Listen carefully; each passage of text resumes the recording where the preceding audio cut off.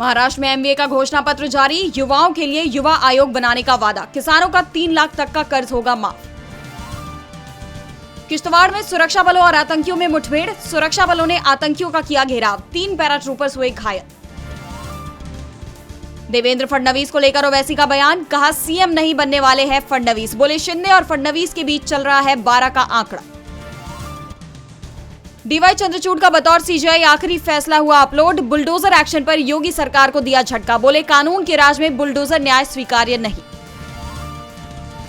अजित पवार का बयान, बटेंगे तो कटेंगे पर दी प्रतिक्रिया, कहा महाराष्ट्र में नहीं चलेगा ये सब।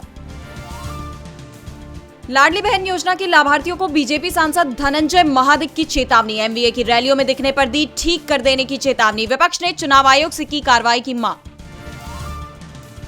तमिलनाडु सीएम एमके स्टालिन का ऐलान, पटाखा फैक्ट्री में जान गंवाने वाले बच्चों की शिक्षा का पूरा खर्च उठाएगी राज्य सरकार। हाल ही में राज्य की पटाखा फैक्ट्री में हुए हादसे में कई श्रमिकों की गई थी जान। बटेंगे तो कटेंगे पर अशोक गहलोत का बयान, कहा ऐसे नारे देश का दुर्भाग्य, बोले आजादी के बाद किसी नेता को ऐसा बयान देते नहीं सुना। हेमंत सोरेन का बीजेपी पर हमला, कहा बीजेपी बेटियों की करती है बात, लेकिन इनको नहीं दिखता मणिपुर की बेटियों पर हो रहा अत्याचार। बीजेपी के महाराष्ट्र चुनाव के घोषणा पत्र को लेकर बाला साहेब थोराट का बयान, घोषणा पत्र को बताया जुमला, कहा जनता जानती है जुमलेबाजी के अलावा कुछ नहीं करती बीजेपी। ट्रंप की राष्ट्रपति चुनाव में जीत के बाद हाई अलर्ट पर कनाडा, सीमा पर बढ़ाई गई सुरक्षा।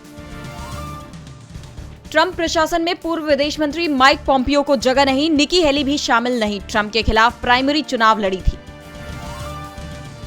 ट्रंप की एरिजोना समेत सभी 7 स्विंग स्टेट्स में जीत, पूरे नतीजे आए, 312 सीटें मिली। 13 नवंबर को व्हाइट हाउस में बाइडेन से मिलेंगे ट्रंप।